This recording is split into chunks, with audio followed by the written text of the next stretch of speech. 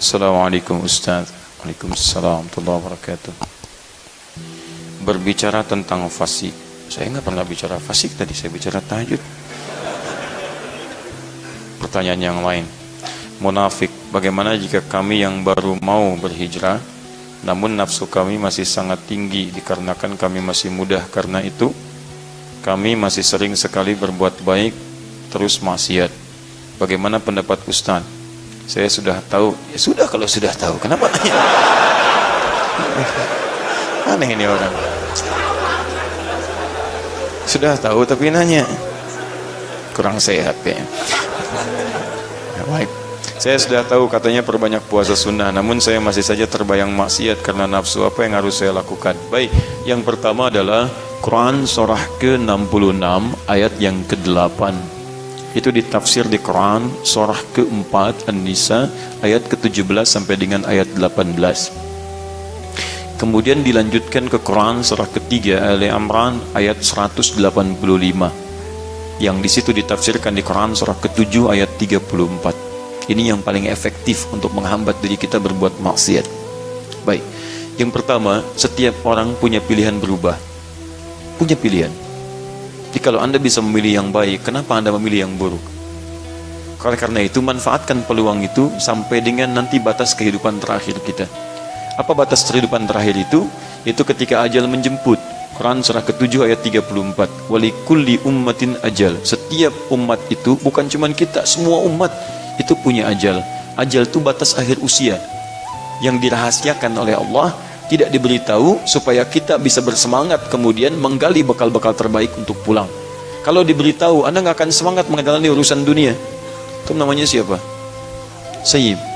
Masya Allah. Sayyib, Anda disampaikan akan meninggal malam ini jam 9 kurang 3 menit dan kurang 3 detik. Masya Allah. Apa masih berhasrat untuk pulang dan keluar dari masjid? Tidak. Di sini aja. Ya Allah, ampun dosa saya, Allah. Saya besok kan ada ujian. Gak peduli, ya Allah. Terus saja begitu.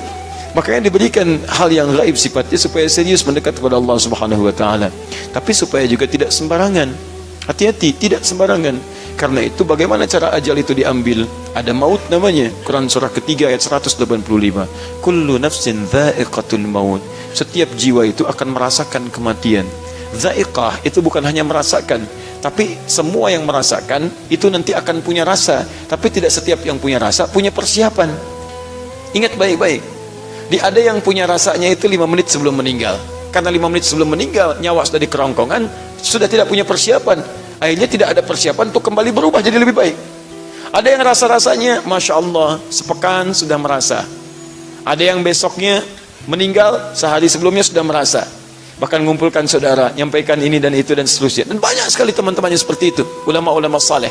Bahkan ada yang menyiapkan kain kafannya, ada yang menyiapkan liang lahatnya, ada punya rasa dia.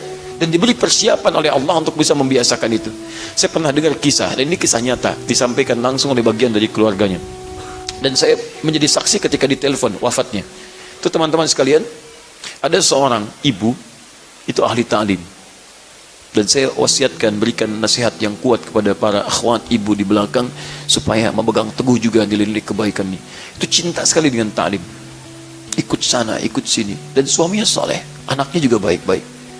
Sampai keadaan beliau terkena penyakit yang luar biasa, diabetes dan seterusnya, sampai kakinya sudah nggak bisa bergerak lagi.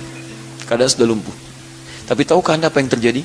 Setiap mendengar ada ta'lim terdengar ke telinga beliau, maka beliau meminta suaminya untuk menggendongnya menghadiri taklim. Gendong. Dan suaminya juga luar biasa, gendong. Berangkat, naikkan ke motor, sampaikan, duduk, setia, selesai pulang lagi. Satu ketika, teman-teman sekalian, dihukumi oleh dokter secara medis dan klinis, dia sudah nggak bisa ngapa-ngapain lagi. Sudah nggak bisa, sulit dan seterusnya. Tapi tiba-tiba ada sesuatu yang terjadi luar biasa indah. Pada satu ketika, si ibu itu yang ada di kamar dan seterusnya tiba-tiba mengagetkan semua yang ada di rumah pada saat itu. Ketika datang ke ruangan tengah dengan pakaian yang luar biasa bagusnya. Ternyata ibu ini bisa bangun dari tidurnya. Dia ngambil pakaian terbaiknya, yang paling halal yang ia miliki, dari nafkah suaminya. Dikenakan pakaian itu yang sangat luar biasa indahnya, bagus. Kemudian datang ke ruang tengah, dipanggil suami dan kedua anaknya. Begitu dipanggil teman-teman kaget, belum hilang dari kagetnya, digenggam tangan suaminya begini dan minta pada anaknya, tolong buatkan susu. Dibikinkan susu pada saat itu, belum hilang kagetnya, diminum, tolong bacakan Quran, mama ingin dengar. Begitu kedua anaknya baca Quran, ibunya tenang begini. Sampai tak terasa ikatannya, pegangannya sudah sedemikian kuat. Ketika dilihat ternyata tangannya sudah kaku. Meninggal dalam keadaan diberikan air susu oleh dua anak yang telah disusui oleh ibu ini, dan dibacakan Quran. Kepergiannya dibacakan Quran oleh anak yang telah dikandung dan dilahirkannya.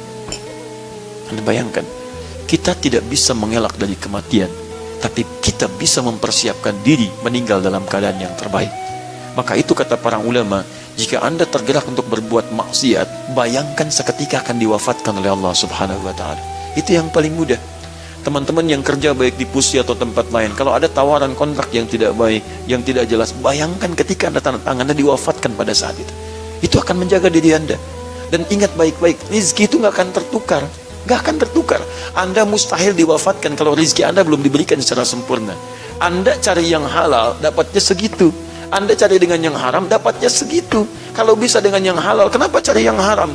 Perbedaannya cuma di keberkahan. Berkah dapat dengan cara yang halal, berkah. Cara yang haram, hilang keberkahannya. Itu poinnya. Di jangan bangga mengambil yang haram, dapat 100 miliar. Memang rezeki Anda itu 100 miliar. Anda cari dengan yang halal pun dapatnya segitu. Ngapain Anda cari yang haram dengan cara yang haram? Ngapain cari dengan cara yang haram? Gak ada kerjaan Anda. Maka dari itu ketika Anda menemukan peluang berbuat maksiat, bayangkan diwafatkan pada saat itu. Itu yang paling mudah. Dan ingat, malaikat ketika akan mencabut nyawa, dia punya tupoksi yang jelas. Tidak akan tertukar, tidak akan milih, dan tidak akan memberikan kabar dan sebagainya. Karena itu baca tanda-tandanya, selalu dekatkan diri kita dengan Allah Subhanahu wa Ta'ala. Kemudian cara terbaiknya setelah itu kita paham, segera bertaubat. Maka disampaikan di Quran surah ke-66 At-Tahrim ayat yang ke-8, "Tubu ilallahi taubatan nasuha." Dan dibuka dengan kalimat iman, "Ya ayyuhalladzina amanu." Hai orang-orang yang masih merasa punya iman. Jadi kalau Anda pernah berbuat maksiat, iman Anda akan membimbing Anda taubat. Hati-hati ya. Kalau Anda mengaku beriman tapi masih gemar berbuat maksiat dan iman tidak membisikkan kalimat taubat, itu pertanda iman Anda begitu lemah. Dan Anda harus berpikir luar biasa, cepat, kuatkan lagi. Sebelum tiba masanya, suara keimanan Anda tidak akan berfungsi kembali. Karena semakin banyak maksiat dikerjakan. Tapi kalau pertanyaan Anda ini, artinya iman Anda masih normal. Kenapa? Kalimat tobat dibuka dengan kalimat iman. Artinya ketika ada seseorang salah, imannya kalau masih normal akan mengarahkan dia untuk tobat. Ayo kembali, ayo berubah, ayo berubah. Yang jadi masalah ketika berbuat maksiat, hati Anda tidak terdorong. Gak ada dorongan iman. Gak ada. Yang paling bahaya ketika iman ditutup, kufur maksiat yang muncul. Itu yang paling bahaya. Kalau Anda tidak pernah berbuat salah, kemudian terpikir maksiat, pulang dari sini yang dipakai sendal orang misalnya, dan direncanakan, wah, bagus kayaknya nih, Masya Allah.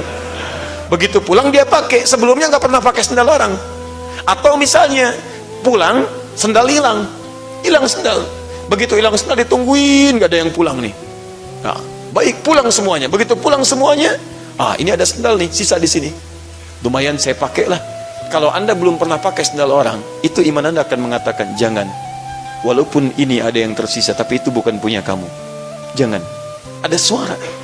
Karena iman kita tidak akan membiarkan pemilik iman itu terjebak dalam perbuatan maksiat. Tapi sebaliknya, kalau terus maksiat, naktas sudah tertutup semuanya, maka suara iman akan hilang. Pelan. Yang ada adalah suara keburukan, suara maksiat, dibisikkan setan. Setan lewat nafsu. Sebelum berangkat pun sudah niat. Sendal itu yang saya pakai itu. Begitu selesai pengajian dipakai. Begitu pakai, hatinya mengatakan, kamu salah, bukan yang itu, harusnya yang itu yang lebih bagus lagi. Lebih jahat, karena ini suara yang baiknya hilang. Makanya saya ucapkan selamat kepada Anda yang menuliskan kertas ini. Kenapa? Karena masih ada suara iman dalam diri Anda, meminta Anda berubah. Makanya ketika Anda mau berubah harus total. Niatkan dengan total, tubu ilallahi taubatan nasuha, yang benar, yang serius. Bagaimana cara serius itu? Ditafsirkan nanti pertama di Quran surah ke-4 ayat ke-17 tadi. Ya sampai 18 ya. Ayat 17 baca, "Innamat taubatu 'ala Allahi lilladzina ya'maluna su'an bi jahalatin thumma yatubuna min qarib." Taubat yang diterima oleh Allah adalah bagi seseorang yang pernah berbuat salah.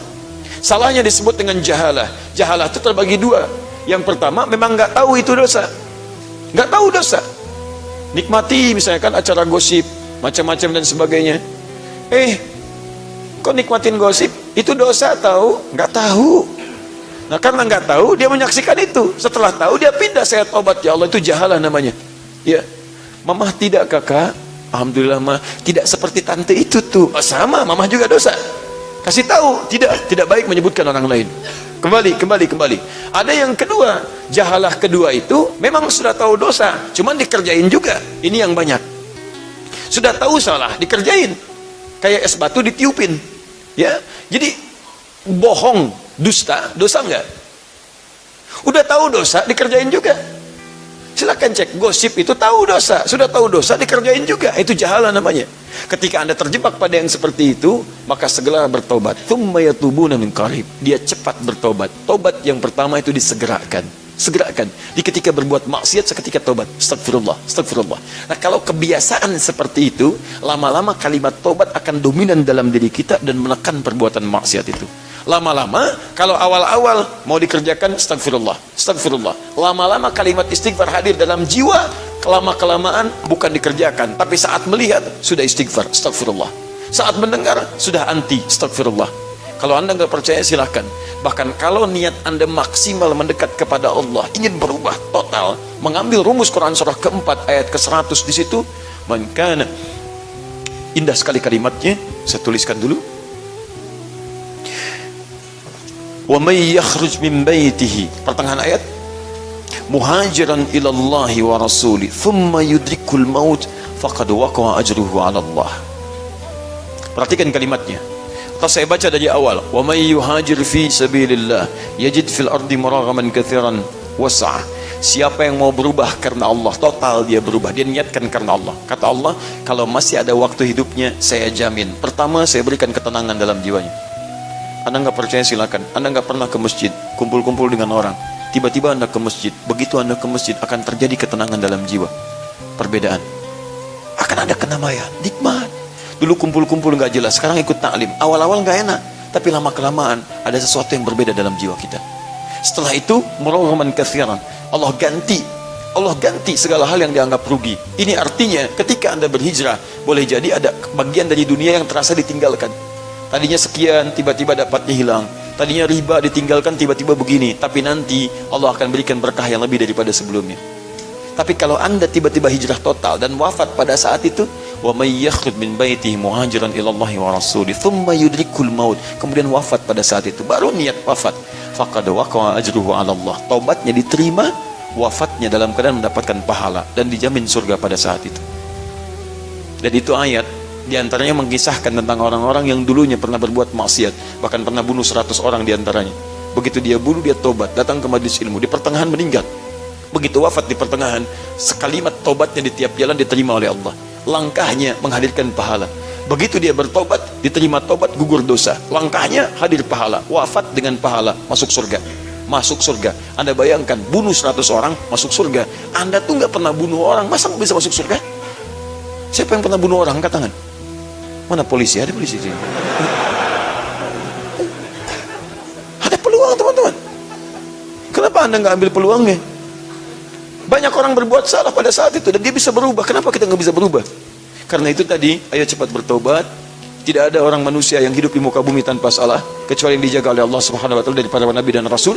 Kalau kita pasti salah. Karena kita berbuat disebut dengan manusia. Insan dari kata nisyan. Nisyan bersanding dengan khata di Quran. Rabbana la tu'akhidna in nasina aw akhtana. Kalau salah, ayo kembali. Allah turunkan sifat afu, memaafkan. Allah turunkan sifat ghafir, mengampuni. Ghafar, banyak ampunan. Ghafur, lebih banyak lagi. Dan Rahmanur Rahim, dan saling memberikan rahmat dalam ampunannya. Karena itu semoga Allah menguatkan diri Anda. Kalau ingin bertobat, segera bertobat pada saat ini. Ya, kemudian dekati Allah dengan kebaikan, berjanjilah, dan bayangkan ketika Anda akan mengulang kembali hal yang sama, diwafatkan oleh Allah seketika. Semoga Allah memuliakan Anda, semoga Allah memuliakan orang tua Anda, dan semoga dengan taubatnya Anda memberikan kebaikan kepada kedua orang tua Anda, ibu yang telah melahirkan Anda, ibu yang mengandung Anda, ayah yang kemudian memikul beban kehidupan Anda. Masa iya kemudian ketika Anda dilahirkan Anda mengecewakan keduanya dan membuat malu keduanya di hadapan Allah Subhanahu wa taala? Tidakkah Anda bayangkan ketika ibu Anda dipanggil, ayah Anda dipanggil dan kecewa dengan Anda, dan Anda dipisahkan dari ibunda dan ayah Anda? dan berteriaklah ya Anda memohon kepada Allah supaya Anda bisa dikembalikan ke surga. Tapi tidak ada daya, karena pada saat itu pilihan Anda. Anda mau bahagia, maka pilihlah berubah hari ini. Tapi jika Anda memang berniat untuk masuk neraka, itu pilihan Anda, dan jangan pernah kemudian itu disampaikan pada orang lain.